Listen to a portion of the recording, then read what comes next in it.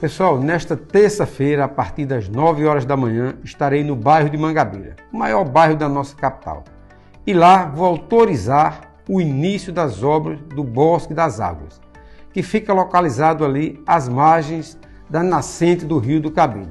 Será um espaço completamente revitalizado, com preservação ambiental, de maneira sustentável, ecológica, porque nós vamos fazer um investimento nas pessoas, no cidadão, no ser humano, melhorando a qualidade de vida de todos que moram não só em Mangabeira, mas em toda a zona sul da nossa capital, onde mora mais de 44% da nossa população.